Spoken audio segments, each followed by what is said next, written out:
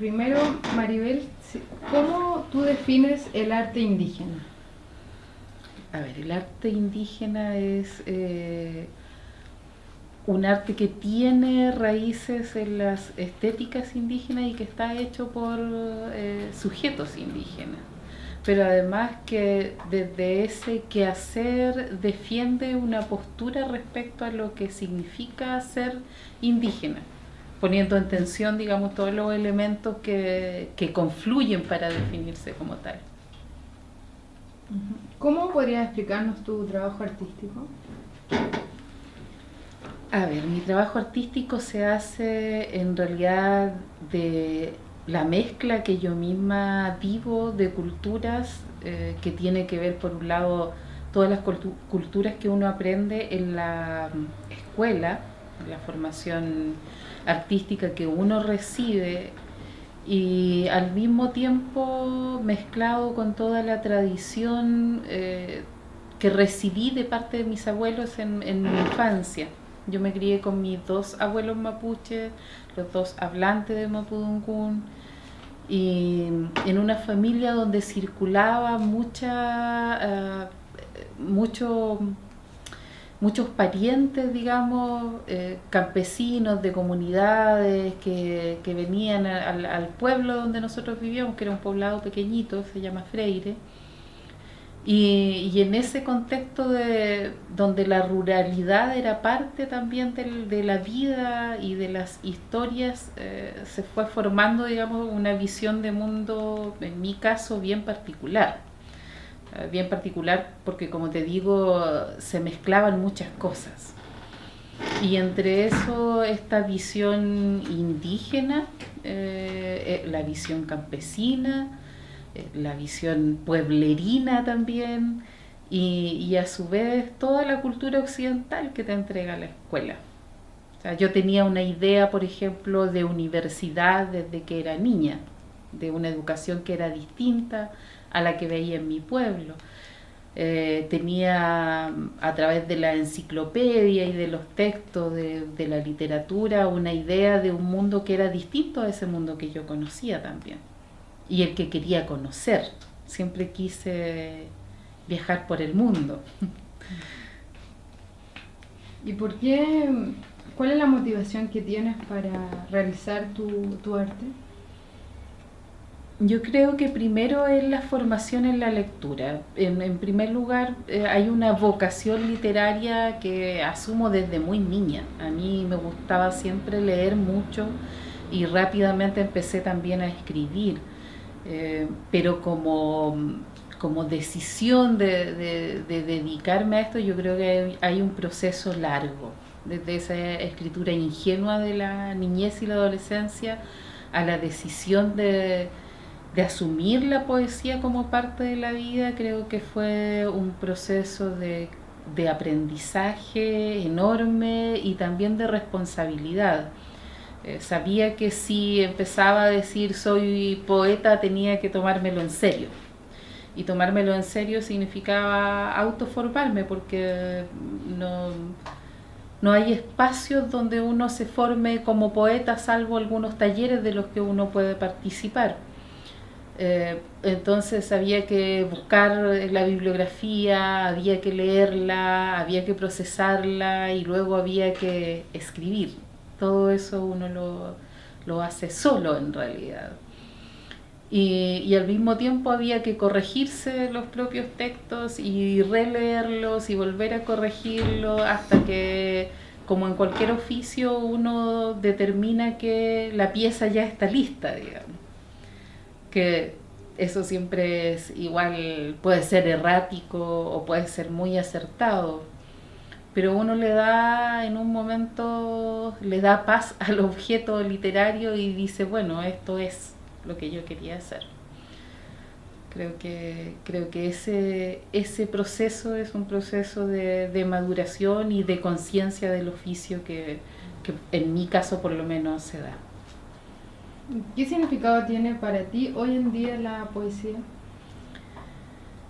La poesía es, y seguramente esto lo han dicho muchos poetas, una necesidad. Yo escribo porque necesito escribir, porque necesito decir cosas que no puedo decirlas en un lenguaje común. Necesito decir sentimientos, ideas, pensamientos, disquisiciones, reflexiones, que no puedo decirlas de otra manera, que no me alcanza el lenguaje común para poder decirlas. Y ahí es donde la poesía me da la oportunidad de decirlo de otra manera. Y cuando uno logra un buen verso, una buena imagen, una metáfora que crees que te permite decir lo que estás sintiendo o pensando, a veces ocurre que también esa misma metáfora, esa misma imagen a otra persona le dice lo mismo, o le dice quizás cosas distintas, pero dice algo que no está en el lenguaje común. Y creo que eso es maravilloso, es como un descubrimiento, es como un encantamiento. ¿Cuál es la importancia que tiene la poesía para el pueblo mapuche, según tu parecer? Yo creo que la poesía actualmente, la poesía mapuche específicamente, ha sido un espacio de autonomía cultural que nos da la posibilidad de decirnos en lo que somos. Creo que ha sido mucho más fácil decirse poeta mapuche que decirse mapuche a secas durante las últimas décadas, y tiene que ver con que la poesía mapuche se ganó un espacio dentro del contexto de la literatura chilena, y cuando tú te ganas un espacio, te ganas un reconocimiento, y ese reconocimiento te hace situarte con mayor comodidad en un contexto. O sea, para nadie es fácil decirse parte de un grupo humano que es discriminado.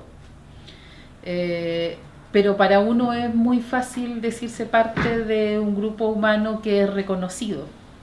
Y creo que en ese sentido uno de los elementos que nos ha permitido en la poesía mapuche es ese reconocimiento. Y ese reconocimiento a su vez nos ha dado la posibilidad de decir todo lo que tenemos que decir y todo lo que queremos decir. A veces incluso esas cosas que en otros lenguajes y en otros espacios molestan a la sociedad chilena, a través de la poesía hemos podido decirlo. Y finalmente, ¿cuál crees que es el papel que tienen las mujeres en la poesía? Respecto al caso específico de las mujeres mapuche, yo creo que ha sido complejo, no por el contexto mapuche, esto lo he dicho varias veces, sino más bien porque a la chilenidad le cuesta asumir quizás no solo la poesía de mujeres, sino que muchas de las cosas que hacen las mujeres. No puedo decir lo mismo porque sería mentir, digamos, que dentro de la poesía mapuche que se viene produciendo desde los 90 haya sentido alguna discriminación por ser mapuche, por ser mujer, quiero decir.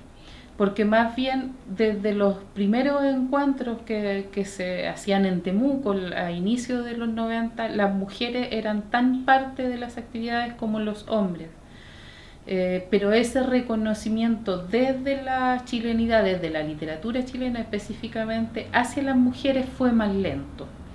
Por lo tanto, a inicios del 2000, cuando ya había un grupo de nombres de hombres que circulaban entre la poesía chilena, como el de Licura Chihuailaf, Leonel Lielaf, Jaime Huenún, Bernardo Colipán y otros, ocurría que no circulaban tantos nombres de mujeres mapuche. Cuando en el año 2010 con Fernanda Moraga hicimos la antología de poesía de mujeres mapuche, un poco era hacer este gesto de reconocimiento a estas voces que no eran tan conocidas. Era relevar que sí existían mujeres mapuche que estaban escribiendo poesía, pero que además habían existido durante el siglo XX, porque la antología es una antología que va de fines del siglo XIX a inicios del siglo XX. Y que no era un número menor, que no éramos tan pocas. Creo que ese fue también un gesto político de reivindicación hacia la mujer mapuche. Y en ese sentido, ¿crees que lo que tiene que decir la mujer mapuche a través de la poesía es tanto ese mensaje tanto para el pueblo mapuche como para la sociedad chilena? Siempre, yo creo que la poesía en general, sea del pueblo que sea, siempre habla por un lado para su propio pueblo y también habla para el pueblo o los pueblos con los que está en contacto y para toda la humanidad. La poesía siempre se sostiene porque tiende a universalizar lo que quiere decir, los hechos, los pensamientos, las ideas. Está escrita no solo para un grupo humano, sino para la humanidad. Ujú.